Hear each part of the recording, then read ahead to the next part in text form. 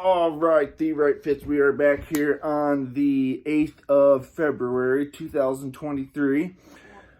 2024, my God, it's been a crazy year already, hasn't it?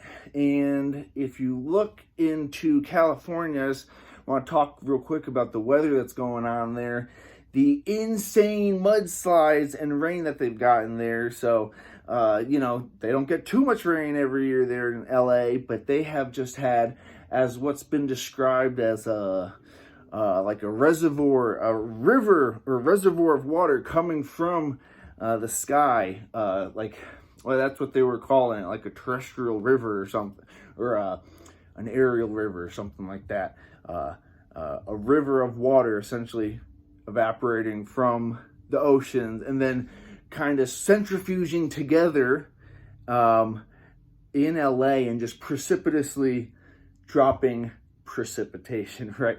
It's a lot of precipitation. I don't know how much they've gotten, like close to a foot of rain, I think in days, just a day's period of time, in a place where they don't get that much rain, so they're not used to that much water flow. And this is not the biggest storm of the year, definitely across the world, but even in LA, this is one of a huge, they're saying this is 1 in 1,000 year downpour in LA. And what that means is, just so everyone's clear, because I hear this being confused all the time, once in 1,000 year event means that in 1 year time, this is likely to happen 1 in every 1,000 years.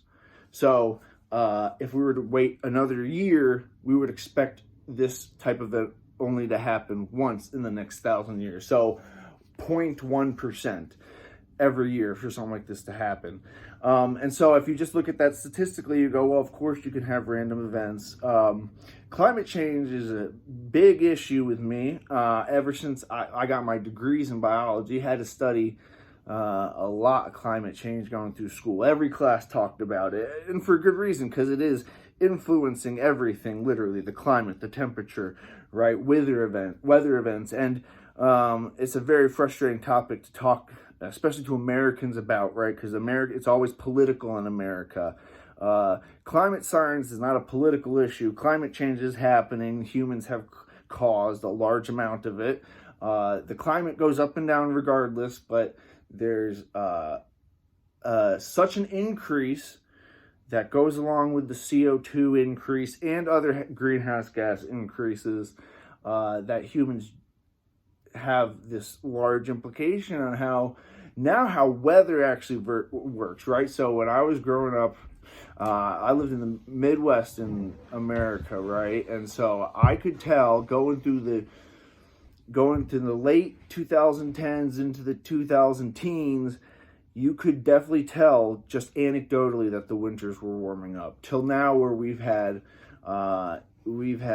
like a very low amount of snow, record-breaking winter heat temperatures, record-breaking streaks of how long the temperatures are going for, to where you see just this increase of propaganda. You really see the propaganda on the right spewing to its people, right? The propaganda on the right says that the left is just trying to use this issue to build up the antagonism of Americans towards American infrastructure or American economy. Like, the Democrats want to cut that off, and that's not true. The Democrats are not great with their plans, undoubtedly, and they are using their base in terms of saying, oh, the right wing doesn't want to do anything about it, therefore you should vote for us. Which is true. In America, we have a right wing that's very against any conservative action toward the climate. And that's unfortunate, because when I was growing up in like the 90s, there was a large segment of conservatives that were also conservative on the environment. They didn't look at the environment as just like a source of resources that you can use until you're pillaged and done with, and like it has no external effect on other people. And we're past that now in terms of how much this is the simplest way you can put it, right? We got the Earth, and you got the gravity that Earth has because of all its mass. That also attracts CO2 and other molecules that stick to the Earth and give it its atmosphere. And we're just pumping more of that CO2. CO2 is a very small percentage of the atmosphere. I should say this. It's like 0.0 something percent. But it's only, 400 parts per million, right? Parts per million is a very low percent. But you could just see, not only with CO2, but also with things like methane, which these all have a different atomic structure, so they absorb energy differently, but they all have an effect of being like a blanket on top of the Earth and holding in energy more. And that's what we're worried about. There's been record amounts of lost glacial ice, and there's been record amounts of extreme, really weird weather events that are almost like climate scale. They're almost like this, like what we're seeing in California, where it's not like this is a one-day event. This goes for days and days and days, like the Texas freezing over. Weird events, right? That doesn't get 30 degrees in Dallas, but it did this year. And that is something also that's a direct cause of climate change. I'm kind of skeptical to say it's a direct cause of climate change, but I could safely say if it wasn't if we were able to keep the parts per million below a certain... See, this is another thing, right? Climate, once you put this stuff out in the atmosphere, it's not like it affects you the next day, right? This is all takes years and years to affect. So once you put the CO2 out there, it actually takes 20 years to have some feedback on you, right? Some effect on the temperature, that particular CO2 molecule, due to the carbon cycle and how carbon gets absorbed in the oceans and on land. Basic stuff, but it's stuff that's lost when we talk about this climate change debate, and it's a frustrating thing as an American, hearing both sides pin against each other and kind of using our amazing ecology, especially in the U.S., and kind of saying, oh, but because China doesn't do anything about it, we shouldn't care about it. And it's just like those arguments have fallen off to the point where, climate change isn't just going to raise the amount of raise the amount of water in the oceans. It's not only going to do that and make things a little warmer, right? It's not only going to do that. It does do that, does make things just a little warmer, and I don't think we realize how much a little bit of an effect on the temperature can have a drastic effect on actual climate change events. But a little bit can have a drastic effect, a little bit of a change. So just where I think we've changed the temperature just like 1 degree Celsius, and we're trying to keep it under 1.5 degrees Celsius, something like that. We won't do it. It'll get, more toward 2, 3. I mean, it'll just keep increasing. And once you get it hot enough, you have this feedback effect, which people also don't think about. You have multiple feedback loops in climate science. So that's to say, like, as you heat up the Earth's surface, more ice melts and goes in the ocean. As more ice melts and goes to the ocean, there's less of a reflective layer of ice and more of an absorption layer of water. That's just to say water is darker than ice actually is. Ice reflects energy back off the Earth. Water's darker, absorbs more energy. That just by itself will cause that feedback of more heating, more ice loss, more heating, more ice loss.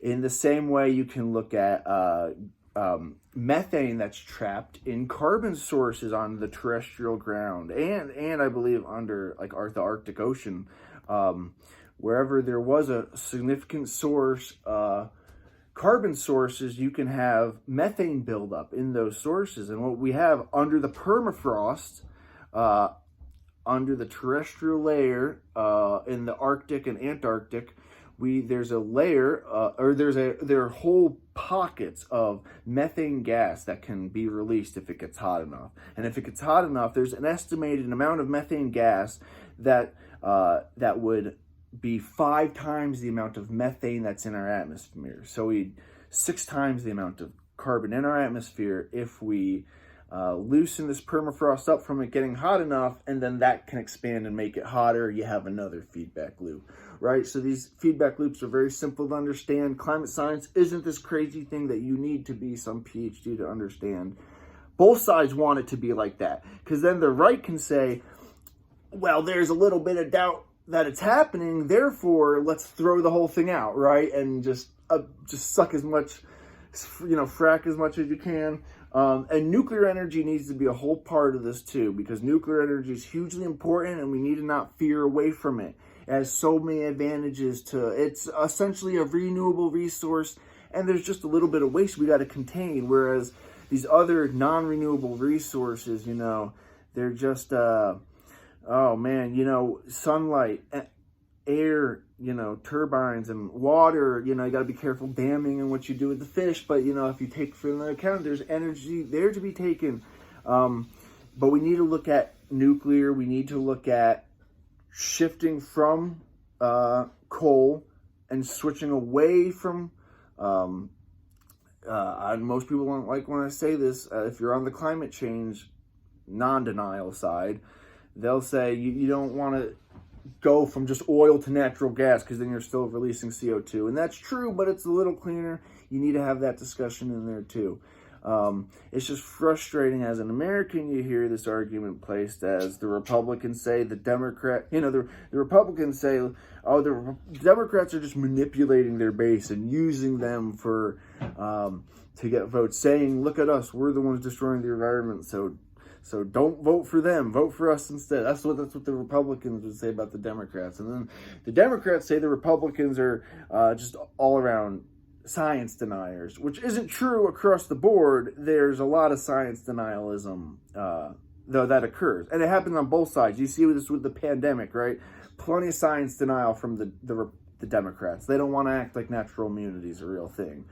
But when you actually look at the climate science, it's overwhelming that we're having an impact. And if you just simply agree with that we're having an impact, and the impact can be significant, if you just agree with those two things, then you should just agree we should just look for a form of engagement with our resources that doesn't have such an extreme potential for causing essentially the earth to take this. What we're doing is pumping more energy absorbing molecules in the atmosphere, and that energy eventually goes down to the earth in the form of hurricanes. And this is what I wanted to say earlier, just the raise in water is not the biggest problem we have, right? The biggest problem is crazy hurricanes events, mass migration. You think migration is bad now, imagine when Bangladesh, half of Bangladesh needs to be moved, which over time this will happen, and it'll get much, much bigger. Huge migration events. Not only migration because it's getting too hot in places, but migration because of famine. We will see famine in our lifetime that just has never been talked about. And a lot of this is because, again, you pump that carbon in the atmosphere, it doesn't have effect for another 20 years. So the minute we decide to actually have massive infrastructure and spending programs on us revitalizing our economic system through using good energy policy, not only when that happens do we still have 20 years of impact that is still to come, but it's the rest of the world too that we need to lead by example and show them what is possible. Because a lot of these people, I said, so famines, we got famines, mass migration. We'll see other pandemics caused by climate change. Imagine when ticks die every year, right? And in the Northeast, where my family's from, we have a huge tick problem, right? But what happens when ticks don't even die every winter, right? How much will there just be a crazy expansion of tick-borne diseases? That's just one example. But other, this raises an increase in rates of pandemics, the climate change, or the famine, so disease, water, wars over water. Water will become such a resource. Think about how much cost. It's not very cost effective to pump seawater and pump the pump the salt out of there and pull the water from it. But You know, we're eventually going to have to do that and rely on our economy to just clean water, right? To give us renewable water. And man, like, it's just crazy to think about in the U.S., but the Colorado River is drying up. It will dry up, right?